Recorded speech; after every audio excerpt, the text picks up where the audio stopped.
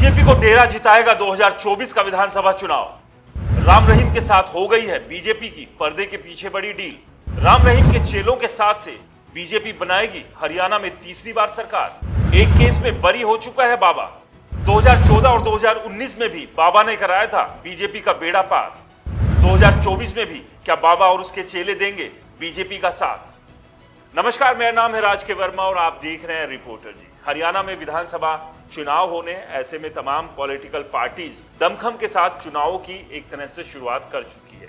कहीं सम्मेलन हो रहे हैं तो कहीं रैलियां, और कहीं आरोप लग रहे हैं तो कहीं बयानबाजियां चल रही है। तो हरियाणा में कुल मिलाकर विधानसभा चुनाव का रण पूरी तरह से सज चुका है। लेकिन ऐसे में अब सवाल यह है, बीजेपी ने जिस तरह से 2014 और 2019 में हरियाणा में 10 साल तक सरकार चलाई, क्या इस बार 2024 में भी बीजेपी को तीसरी बार मौका मिलेगा?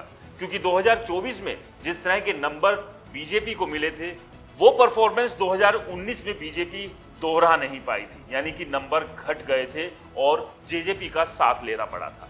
अब क्या 2024 में ये नंबर और ज्यादा नीचे जाएंगे, या फिर बीजेपी कोई ऐसी रणनीति तैयार करेगी जिस रणनीति के चलते तीसरी बार सभी को चकमा देकर सरकार बनाने में कामयाब हो जाए?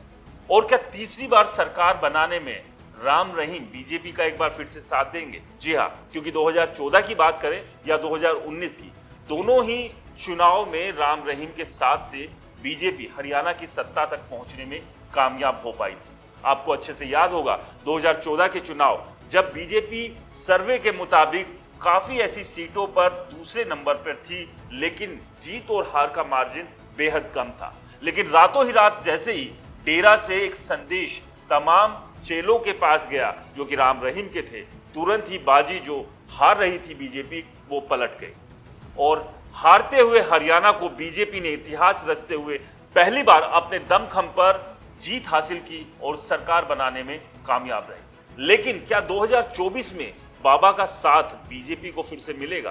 क्योंकि इसकी भी रणनीति और तैयारियां पर्दे के पीछे से चल रही है। अब इसको इस तरह से समझते हैं, हाल ही में बाबा को उनके एक पूर्व प्रबंधक की हत्या के मामले में कोर्ट ने बरी कर दिया है, लेकिन अभी भी बाबा 2 मामलों में जेल के अंदर है।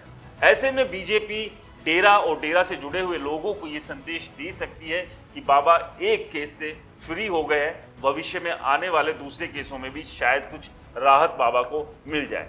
इसके अलावा लगातार फरलो से लेकर पैरोल भी बाबा को मिलती रहती है, यानी कि जब जब बीजेपी को जरूरत पड़ती है तब तब बाबा जेल से बाहर खुली हवा में सांस लेते हुए भी दिखाई देते हैं, और इसको लेकर बीजेपी पर लगातार सवाल भी उठते रहे हैं।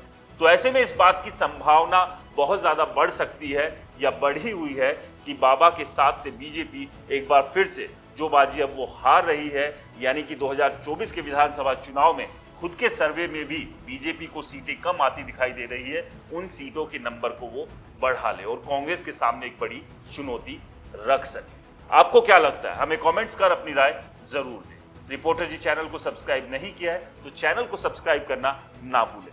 और आपके प्यार, आपके विश्वास और आपके भरोसे के लिए भी बहुत बहुत शुक्रिया, क्योंकि लगातार आप रिपोर्टर जी के तमाम वीडियोस को पसंद कर रहे हैं, उन्हें लाइक कर रहे हैं, उन पर कमेंट्स भी कर रहे हैं। इसी तरह से आप हमारे वीडियोस को पसंद करते रहिए, ताकि हरियाणा ही नहीं बल्कि देश दुनिया, एंटरटेनमेंट और स्पोर्ट्स से जुड़ी खबरें भी हम आपके लिए लगातार लेकर आते हैं।